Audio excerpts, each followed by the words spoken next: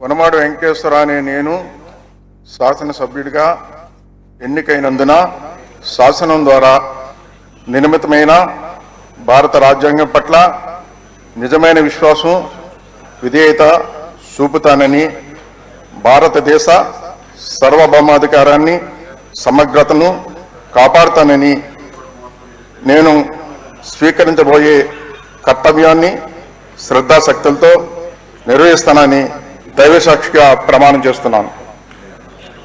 ఆంధ్రప్రదేశ్ శాసనసభ్యుడైన శ్రీ వనమాడు వెంకటేశ్వర అనే నేను, కొండబాబు అనే నేను